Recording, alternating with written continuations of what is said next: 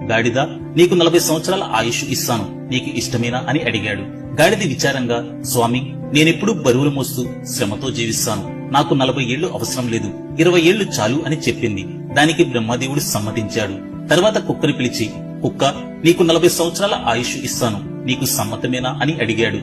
కుక్క వణికిపోతూ, స్వామి, నేనెప్పుడూ ఇంటికి కాపలా కాస్తూ నా యజమాని కోసం జీవించాలి, 40 ఏళ్లు చాలా ఎక్కువ, నాకు 20 సంవత్సరాలు చాలు అని అంది.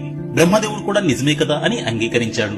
తరువాత గుడ్లగోబను పిలిచి, గుడ్లగోబా, నీకు 40 ఏళ్ల ఆయుష్ ఇస్తాను, నీకిష్టమే కదా అని అన్నాడు. దానికి గుడ్లగోబ నిశ్శబ్దంగా, స్వామి, రాత్రంతా నిద్ర లేకుండా తిరుగుతూ జీవించాలి, ఇది చాలా కష్టం, నాకు 20 సంవత్సరాలు చాలు అని చెప్పింది. బ్రహ్మదేవుడు తృప్తిగా సమ్మతించాడు. చివరికి మనిషిని పిలిచాడు. మనిషి, నీకు 40 సంవత్సరాల ఆయుష్ ఇస్తాను, నీకు ఇష్టమేనా అని అడిగాడు. కాని మనిషి అత్యాశతో, స్వామి, నాకు 100 సంవత్సరాల ఆయుష్ కావాలి అని ఆశపడ్డాడు. బ్రహ్మదేవుడు చిరునవ్వుతో, సరే, గాడిదకు, కుక్కకు, గుడ్లగోబకు మిగిలిన ఆ 60 సంవత్సరాలు నీకే ఇస్తాను, అంటే మొత్తంగా 100 సంవత్సరాలు జీవించు అని అన్నాడు.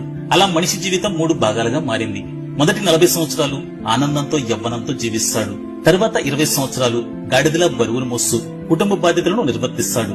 తర్వాత 20 సంవత్సరాలు కుక్కలా ఇంటిని కాపాడుతూ పిల్లల కోసం సేవ చేస్తాడు. చివరి 20 సంవత్సరాలు గుడ్లగోబలా నిశ్శబ్దంగా తన ఇంటి బయట కూర్చుని పెద్ద సీసీ కెమెరా లాగా మారిపోతాడు. నిజమే కదా? మీ అభిప్రాయం